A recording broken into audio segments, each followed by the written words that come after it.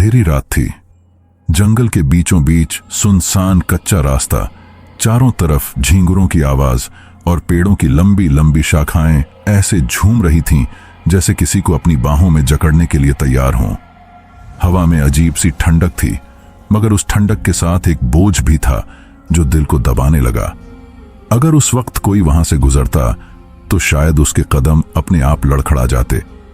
ऐसे में एक गरीब मुसाफिर की परछाई दिखाई दी। कंधे पर पुराना सा थैला, हाथ में लकड़ी का झरझर डंडा और पैरों में धूल से सनी चप्पलें। वो आदमी थका हारा था, लेकिन रुका नहीं, बस चलता जा रहा था। उसे खुद भी नहीं पता था कि वो कहां जा रहा है। बस ये जानता था कि अगर आज किसी छत तले न पहुंचा तो शायद उसकी सांसें कल तक बाकी न रहें। लेकिन उसे अंदाजा नहीं था कि उस अंधेरी रात में वो अकेला नहीं था, कोई और भी था जो उसके हर कदम के साथ साथ साया बनकर चल रहा था। और वो साया इंसान का नहीं था। उस मुसाफिर का नाम हामिद था। दिन भर शहर की गलियों में मजदूरी करता, कभी किसी का सामान ढोता, कभी ईंटें उठाता, तो कभी भूख मिटाने के लिए झाड़ू तक लगा देता। मगर आज किस्मत उस पर भारी पड़ गई थी। शाम को जिस दुकान पर उसने काम किया था, वहां का मालिक वादा करने के बावजूद मजदूरी नहीं दे सका। हामिद के पास एक भी सिक्का नहीं था और पेट की आग उसे भीतर से काट रही थी। उसने सोचा कि शहर में भूखे मरने से अच्छा है कि जंगल के रास्ते अपने गांव की तरफ निकल जाए। यही सोचकर वो अंधेरे में कच्चे रास्ते पर बढ़ चला। चांद बादलों के पीछे छिप गया था। अब रोशनी का नामो निशान नहीं था। हामिद ने डंडे का सहारा लेकर कदम आगे बढ़ाए ही थे कि अचानक उसके कानों में एक फुसफुसाहट हुई, जैसे किसी ने बहुत करीब आकर धीमे से कहा हो, क्या तुम डरते नहीं? हामिद चौंक गया। उसने पीछे मुड़कर देखा, कुछ नहीं था। दिल की धड़कन तेज हो गई, मगर वो रुका नहीं। खुद को समझाया कि शायद ये उसका वहम है। भूख, थकान और अंधेरा इंसान का दिमाग ही भरमा देता है। लेकिन कुछ ही पल बाद वही आवाज फिर गूंजी, इस बार सख्त लहजे में, ये रास्ता तुम्हारे लिए नहीं है, वापस चले जाओ। इस बार हामिद के कदम रुक गए। उसने डरते डरते कहा, कौन है? सामने आओ। मगर अंधेरा ही जवाब बना रहा। वो खुद से लड़ने लगा, ये मेरा वहम है, ये सब असली नहीं है। और फिर चल पड़ा। जितना रास्ता आगे बढ़ता जा रहा था, माहौल उतना ही सुनसान और रहस्यमय होता जा रहा था। पेड़ों की शाखें ऐसे शोर मचा रही थीं जैसे किसी को रोकना चाहती हों। अचानक उसने देखा, रास्ते के बीच एक साया खड़ा है। वो साया धीरे धीरे उजाला लेने लगा, जैसे धुंध की चादर में से कोई शक्ल उभर रही हो। वो शक्ल एक जवान लड़की की थी। उसका अस्तित्व नीली हल्की रोशनी में नहाया हुआ था। आंखों में ऐसी चमक जैसे अंधेरे में दिया जल उठा हो। होठों पर मुस्कान थी, मगर उस मुस्कान में गहरी उदासी छुपी हुई थी। उसने धीरे से कहा, मुसाफिर, कहां जा रहे हो? हामिद के कदम जमीन में गड़ गए। उसने घबराकर कहा, मैं अपने गांव जा रहा हूं। तुम कौन हो? रात के इस वक्त यहां क्या कर रही हो? लड़की चुपचाप उसे देखती रही, फिर धीमे स्वर में बोली, तुम इंसान हो और मैं वो नहीं हूं जो तुम समझ रहे हो। हामिद की आंखें फैल गईं। उसके दिमाग में बचपन की वो कहानियां घूम गईं, जिन्न और जिन्नजादियों की। उसके होंठ कांप गए। क्या तुम? लड़की ने मुस्कुराकर सिर झुका लिया। हां, मैं एक जिन्नजादी हूं। यह सुनते ही हामिद का दिल गले में अटक गया। डर के मारे वो पीछे हटने लगा, मगर उसकी आवाज में इतनी नरमी थी कि कानों को जैसे मिठास घोल दे। उसने कहा, डर मत मुसाफिर, मैं तुम्हें नुकसान नहीं पहुंचाऊंगी। हामिद ने हिम्मत करके पूछा, तो फिर तुम यहां क्यों हो और मेरा पीछा क्यों कर रही हो? जिन्नजादी ने आह भरी। उसकी आंखों में अजीब सी तन्हाई झलक रही थी। क्योंकि मैं भी तुम्हारी तरह एक मुसाफिर हूं। हामिद हैरान रह गया। तुम मुसाफिर? वो धीमे से बोली, हां, सदियों से मैं इस रास्ते की कायदी हूं। जो भी यहां से गुजरता है, मैं उसके साथ कुछ पल चलती हूं, मगर ज्यादातर लोग मुझे देखकर डर जाते हैं और वापस भाग जाते हैं। तुम पहले इंसान हो जो अब तक रुके हो। हामिद ने गहरी सांस ली। भूख, थकान, डर, सब कुछ एक पल को भूल गया। उसने कहा, अगर तुम कैदी हो तो तुम्हें आजाद क्यों नहीं किया गया? जिन्नजादी की आंखों में आंसू तैरने लगे। उसने कहा, यह मेरी सजा है, एक गलती की सजा जो मैंने सदियों पहले की थी। अंधेरी रात और सुनसान जंगल में एक गरीब मुसाफिर और एक कैद जिन्नजादी की ये मुलाकात शुरू हुई। मगर हामिद नहीं जानता था कि ये मुलाकात उसकी जिंदगी की सबसे बड़ी परीक्षा बनने वाली है। हामिद हैरत और डर के बीच खड़ा उस जिन्नजादी को देख रहा था। रात का अंधेरा और उसके अस्तित्व से निकलती हल्की नीली रोशनी एक अजीब सा माहौल बना रही थी। उसके दिल में सवालों का तूफान था, मगर जुबान से कुछ निकल नहीं पा रहा था। कुछ पल की खामोशी के बाद उसने हिम्मत जुटाई और बोला, कैसी गलती? आखिर तुमने क्या किया था? जिन्नजादी ने आसमान की तरफ देखा, जहां बादलों ने चांद को ढक रखा था। उसकी आवाज में गहरी उदासी घुली थी। मैंने इंसान को धोखा दिया था, एक नेकदिल मुसाफिर को। उसने मेरी मदद की थी, मगर मैंने उसका दिल तोड़ दिया। उसी वक्त से मुझे ये सजा मिली। जब तक कोई दूसरा मुसाफिर मेरी सच्चाई जानकर भी मेरा साथ न छोड़े, मैं आजाद नहीं हो सकती। ये सुनते ही हामिद के भीतर एक अजीब सी हमदर्दी उमड़ आई। उसने सोचा, ये भी शायद मेरी तरह बेबस है, मेरी तरह मजबूर है। लेकिन तभी झाड़ियों में से डरावनी आवाज आई, जैसे कोई भारी भारी सांसें ले रहा हो। हामिद चौंक कर पीछे हटा और डंडा मजबूती से थाम लिया। जिन्नजादी ने धीमे स्वर में कहा, डरो मत, ये जंगल के जानवर हैं, मगर तुम्हारे करीब नहीं आएंगे। जब तक मैं तुम्हारे साथ हूं, तुम सुरक्षित हो। हामिद के कदम कांपते रहे, लेकिन वो चलता रहा। कुछ दूर जाकर दोनों एक पुराने बरगद के पेड़ के नीचे रुके। जिन्नजादी घास पर बैठ गई और हामिद भी थक कर पास ही बैठ गया। उसने पुराना थैला खोला, जिसमें सिर्फ एक सूखी रोटी का टुकड़ा था। आधा उसने अपने लिए रखा और आधा उसकी तरफ बढ़ा दिया।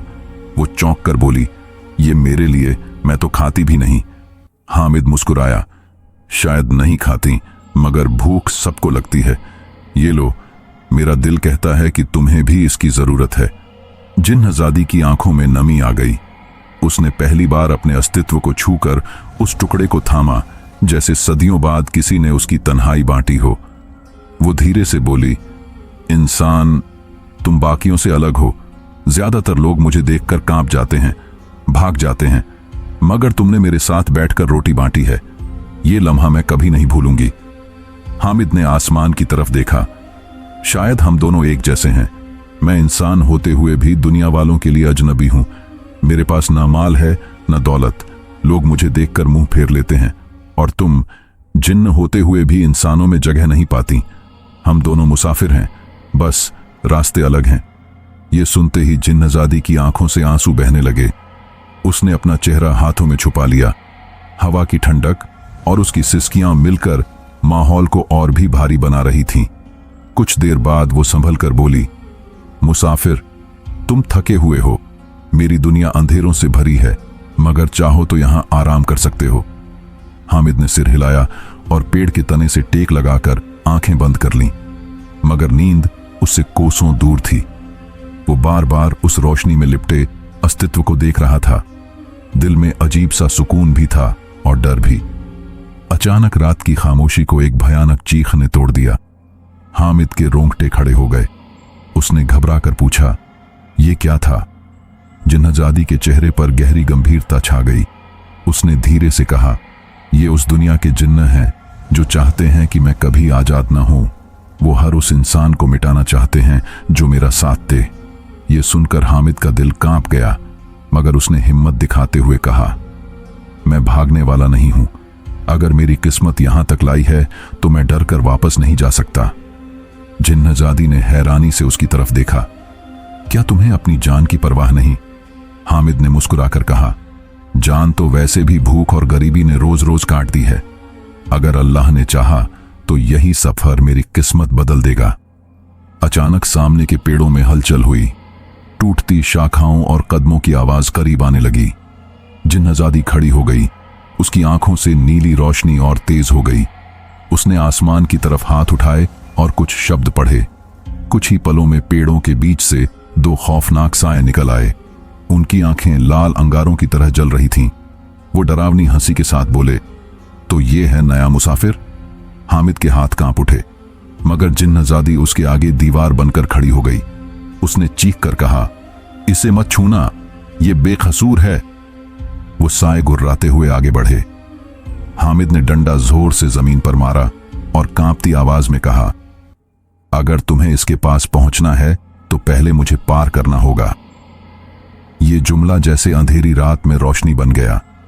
जिन्नजादी ने हामिद की तरफ पलटकर देखा। उसकी आंखों में सदियों बाद उम्मीद की चमक दिखाई दी। पेड़ों के बीच से वो दो खौफनाक साए ऐसे निकले जैसे आग के धधकते गड्ढे से उठे हों। उनकी आंखों से लाल शोलों की चमक निकल रही थी और उनके अस्तित्व से इतनी भयानक बदबू आ रही थी कि हामिद ने कपड़े के पल्लू से अपना मुंह ढक लिया, लेकिन उसके कदम पीछे नहीं हटे। वो सोच रहा था, शायद मेरी हिम्मत ही उसकी ढाल बन जाए। जिन्नजादी उसके आगे खड़ी थी। उसकी आंखों का नीला नूर और तेज हो चुका था। वो साए गरज कर बोले, सदियों से हमने तुम्हें कैद रखा है, अब किसी इंसान के लिए तुम्हें आजाद नहीं होने देंगे। जिन्नजादी चीख कर बोली, ये इंसान मेरा इम्तिहान है, अगर ये डरकर भागा नहीं तो मेरा वादा पूरा हो जाएगा। साए जोर से हंस पड़े। उनके खौफनाक कहकहे जंगल में गूंज उठे। उनमें से एक आगे बढ़ा और बोला, इंसान हमेशा बुजदिल होता है, ये भी भाग जाएगा, देखना ये भी तुम्हें अकेला छोड़ देगा। हामिद के दिल की धड़कन उसके कानों में गूंज रही थी, मगर उसने एक पल को जिन्नजादी की आंखों में देखा। वहां एक अजीब सी इल्तिजा थी, जैसे कह रही हो, मत छोड़ना। हामिद ने लकड़ी का डंडा मजबूती से थामा और ऊंची आवाज में कहा, अगर ये मेरा इम्तिहान है तो सुन लो, मैं भागने वाला नहीं हूं। ये सुनते ही जिन्नजादी के चेहरे पर सदियों बाद पहली बार मुस्कान उभरी। उसने आंखें बंद की और कुछ कलमात पढ़े। अचानक उसके अस्तित्व से एक नीला दायरा निकला जो हामिद के चारों ओर फैल गया। वो रोशनी एक मजबूत हिफाजती दीवार की तरह थी। साए गुर्राकर पीछे हट गए, लेकिन उनकी आंखों में बदले की आग और तेज हो गई।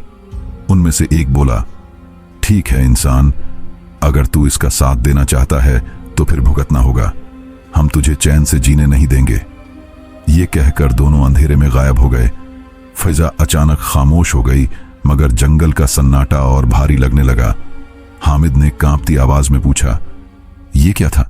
जिन्नजादी ने आह भरी, ये उस कैद के निगहबान हैं, वही मुझे आजाद नहीं होने देते, लेकिन आज तुम्हारी हिम्मत ने मेरे कैद का तिलिस्म तोड़ दिया है। हामिद हैरान रह गया। मेरी हिम्मत?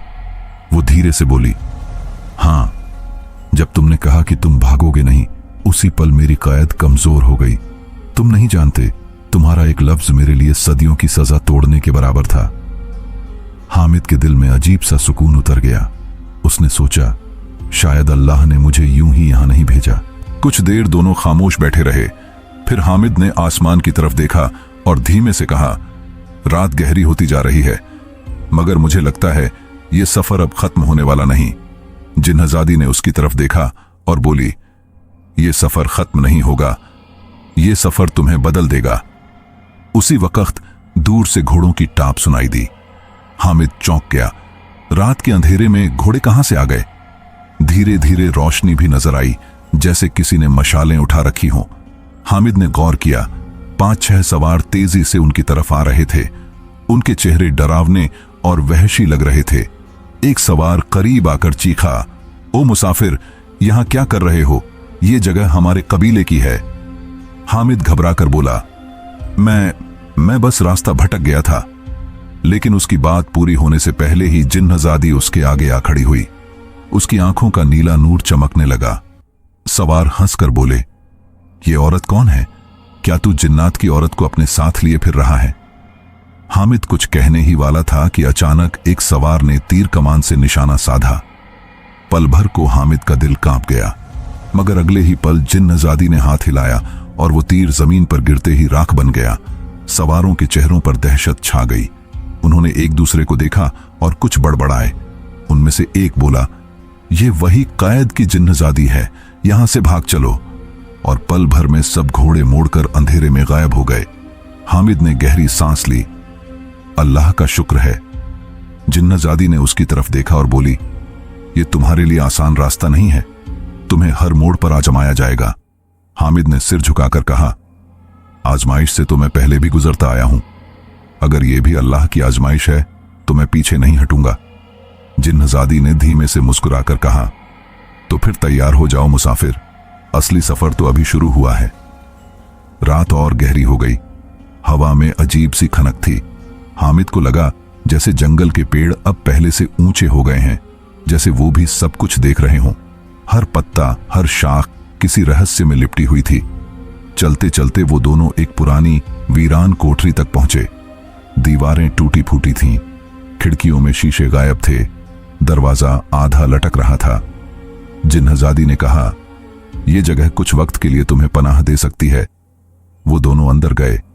अंदर टूटा फूटा फर्श और मिट्टी के ढेर थे।